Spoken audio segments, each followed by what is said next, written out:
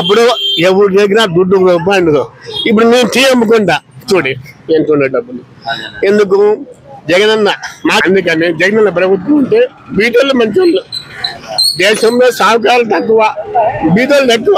బీదోళ్ళు ఓట్ల జగనానికి పడేది. నేను మనస్ఫూర్తిగా చెప్తాను. అదేమన్నా ఊరికి తెలియదు. ఇంకా మాకు జగనన్న ప్రభుత్వమే బాగుంది. హిందూపురం అంతా ఇక్కడంతా ఇంతకు ముందు అంతా నవాబులంతా ఎక్కువ తెలుగుదేశం పార్టీ. ఇప్పుడు ఈసారి అది కానీ వచ్చేటం లేదు. బాలకృష్ణ గారు కానీ వచ్చేటట్టు లేడు. ఆయన చేసేది ఏం లేదు. ఏదో అత్తగారి గురించి వస్తాడు, ఒక 3 రోజులు 4 రోజులు ఉంటాడు, వెళ్ళిపోతాడు.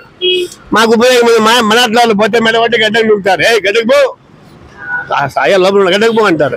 ఏం ఉపయోగం వచ్చి అదే మన ఊరిలో అయితే మేము తీసి అడుగుతాము, ఏం చేసినామమ్మా, ఏం. ఇప్పుడు ఆమె నిలబడింది, డీప్గా ఉంది. ఆమె గెలిచింది అనుకో, ఆమె ఆడిపోతుంది. ఇది రావాల్సిందే కదా, ఉండూరులోకి రావాల్సిందే. నువ్వు ఎక్కడ ఏం చేసినావమ్మా? అందులో పోయి మేము 10 మంది పోయి కలిపి అదే బాలకృష్ణకి వస్తారు గెస్ట్ హౌస్లకి. మేమే పోయినాము. మమ్మల్ని ఇంట్రెస్ట్ ఉండదు వాళ్ళకి. లోపలికి పక్క ఫస్ట్ పక్కన మన గడ్డకు వెళ్ళాలి. ఇదే ముంబైకి వచ్చా. మేము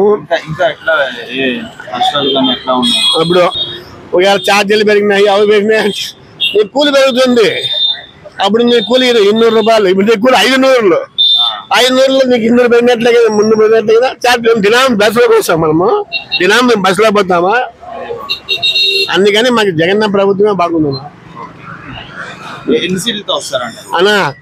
ఒకవేళ ముందని సీట్లు రాకుండా కానీ కొంచెం తగ్గుగా రావచ్చు, ఒక 150, 140 రూపాయలు రావచ్చు. అయినా జగనన్న ప్రభుత్వం వస్తుందన్న మా దృష్టిలో. Please subscribe .news.